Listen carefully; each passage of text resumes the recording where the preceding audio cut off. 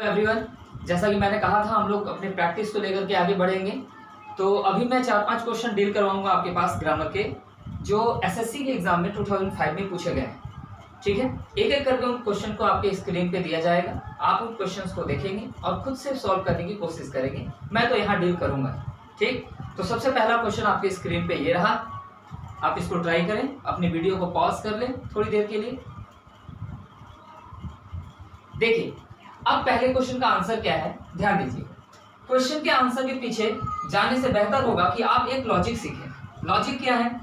हमारे पास प्रेपोजिशन, जब हम बात प्रेपोजिशन की कर रहे होते हैं और इसके साथ हम नाउन को जोड़ रहे होते हैं, तो आप किसी भी प्रेपोजिशन के साथ नाउन को रख सकते हैं, आप प्रेपोजिशन के साथ प्रोनाउन को रख सकते हैं, आप प्रेपोजिशन के साथ वर्ब को रख सकते हैं। प्रेपोजिशन के साथ हम ये तीन चीजें यूज कर सकते हैं। लेकिन जब बात वर्ब की आएगी तो वर्ब का एक कंडीशन है, आपको ये कंडीशन ध्यान रखना होगा कि प्रेपोजिशन के साथ जैसे ही कोई वर्ब आए उस वर्ब का जो फॉर्म होगा वो वर्ब 4 फॉर्म होगा। इसका मतलब है वर्ब में आईएनजी का यूज करना पड़ेगा आपको। Went upon two murder him. तो अभी हमने सीखा कि प्रेपोजिशन के साथ हम लोग वर्ब 4 का यूज करेंगे। तो अपॉन एक प्रेपोजिशन है, अपॉन प्रेपोजिशन है, और जब अपॉन प्रेपोजिशन है तो हम इसके साथ टू मर्डर का यूज नहीं करके डायरेक्टली किस शब्द का यूज करेंगे? मर्डरिंग। तो हमारा अब जाके ये सेंटेंस बिल्कुल करेक्ट हुआ। आपके स्क्रीन पे आपका दूसरा क्वेश्चन आएगा, आप वीडियो को पॉज करें और उसको सॉल्व करने की कोशिश करें। देखिए, क्वेश्चन है you will see the match tomorrow isn't it. देखो, डायरेक्टली क्वेश्चन को डील करने से पहले आप एक कॉन्सेप्ट सीख लें। हम किसी सेंटेंस के लास्ट में एक टैग यूज करते हैं जिसे हम लोग क्वेश्चन टैग के नाम से जानते हैं। Question tag. क्वेश्चन टैग बनाने का जो इजी प्रोसेस ये होता है कि अगर सेंटेंस आपका पॉजिटिव है, सेंटेंस आपका अफर्मेटिव है, तो आप क्वेश्चन टैग जो है वो नेगेटिव डालेंगे, और अगर सेंटेंस आपका नेगेटिव हो तो क्वेश्चन टैग आप पॉजिटिव डालेंगे। तो इस सेंटेंस को चेक करो पहले। सेंटेंस हमारा जो है वो अफर्मेटिव है, इसलिए क्वेश्चन टैग जो आएगा वो नेगेटिव आएगा, यानी यहाँ जो भी क्वेश्चन टैग आएगा वो नेगेटिव आएगा। अब क्वेश्चन टैग बनता कैसे है?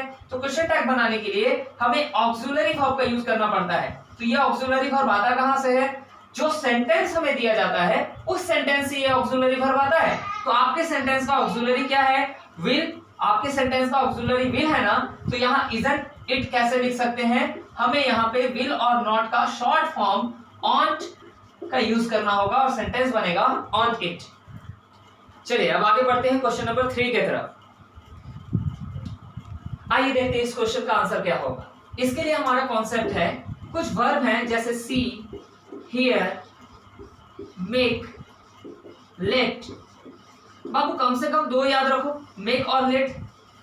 आपके एग्जाम में ना बार बार इनको लेकर के क्वेश्चन किया जाता है और ये क्वेश्चन मेक से रिलेटेड है। तो इन वर्ब का कंडीशन क्या है? इन वर्ब के बाद जब आप कोई दूसरा वर्ब ऐड करते हैं तो वो 2 + V1 नहीं होता है, वो 2 + V1 नहीं होता है, वो डायरेक्टली V1 होता है। देखो, इनका नाम भी है जो हम ग्रामेटिकल कुछ चैप्टर पढ़ाने के दौरान डील करते हैं और किए भी हैं और आगे भी करेंगे जब पढ़ाएंगे। तो फिलहाल आप क्वेश्चन बनाने के पीछे जाएं। सी, हियर, मेक, लेट के बाद अगर हम कोई वर्ब डालें तो वो वर्ब 1 के फॉर्म में होना चाहिए, 2 + V1 के फॉर्म में नहीं होना चाहिए। तो गौर करो, यहाँ पे हमने मेक का यूज किया V2 के रूप में, मेक आ गया यहाँ V2 के रूप में। तो मेक के बाद जो दूसरा वर्ब आया 2 + V1 नहीं होना चाहिए था, वो सिर्फ और सिर्फ V1 होना चाहिए था। यानी इस बार जो गलती थी वो यहाँ 2 नहीं होगा, हम डायरेक्टली अपोलोजाइज का यूज करेंगे। अब आप क्वेश्चन नंबर 4 को देखें। आइए इस क्वेश्चन के पीछे के लॉजिक को समझते हैं। देखो, फादर और फर्दर, इन दोनों के बीच के डिफरेंस को समझो। फादर और फर्दर, जब हम फादर की बात कर रहे होते हैं तो हम डिस्टेंस को लेकर के बात करते हैं, और जब हम फर्दर की बात कर रहे होते हैं तो हम एक्स्ट्रा एडिशनल चीजों को लेकर के बात कर रहे होते हैं। अब जरा सोचो, we can decide it only after further investigation. आगे की इन्वेस्टिगेशन के बाद ही हम इसको डिसाइड कर पाएंगे। इसका मतलब है हमें यहाँ पे एक्स्ट्रा और इन्वेस्टिगेशन की आवश्यकता है, डिस्टेंस की आवश्यकता नहीं है, एक्स्ट्रा इन्वेस्टिगेशन की आवश्यकता है। That's why the answer will be we can decide it only after further investigation. अब आप अपने नेक्स्ट क्वेश्चन पे ध्यान दें। आइए इस क्वेश्चन के पीछे के लॉजिक को हम लोग समझ लें। देखो हमारे सामने एक वर्ब है हियर। जब बात हियरिंग की आती है, हियर से इसका वर्ब फॉर्म बनाना हियरिंग। देखो जब बात हियरिंग की हो और इसको हम लोग एक्सपीरियंस थ्रू द ईयर्स के सेंस में करें, इसको मैं हिंदी में लिख दूं, अगर आप सुनना के लिए यूज करते हैं तो आप इस वर्ब फॉर्म को यूज नहीं कर सकते हैं, आप वर्ब फॉर्म को यूज नहीं कर सकते हैं। लेकिन अगर आप हियरिंग की यूज कोर्ट में जो सुनवाई होती है उस सुनवाई के लिए करें तो आप बिल्कुल कर सकते हैं।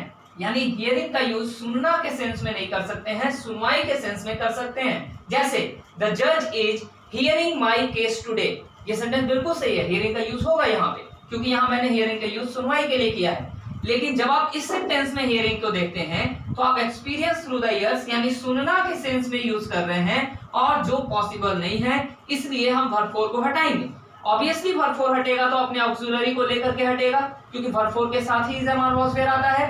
तो अब हम जो यहाँ पे वर्ब लगाएंगे वो इसका फर्स्ट फॉर्म होगा और हमारा सेंटेंस होगा I hear that the meeting is likely to be postponed. देखो ये एक शॉर्ट वीडियो था हमारे 5 क्वेश्चंस को प्रैक्टिस को लेकर के। आगे का वीडियो भी कुछ नए क्वेश्चंस को लेकर के हम लोग साथ में प्रैक्टिस करेंगे। लेकिन अगर आपको कोई भी डाउट है तो आप कमेंट सेक्शन में आकर के मुझसे बात कर लें। इन क्वेश्चन से रिलेटेड जो भी आपका डाउट होगा मैं क्लियर करूंगा। लेकिन दोस्तों आप अपना काम करना ना भूलें, वीडियो को लाइक, सब्सक्राइब और शेयर जरूर करें ताकि और भी ज्यादा स्टूडेंट इस वीडियो को अपने एग्जाम के लिए यूज कर सकें।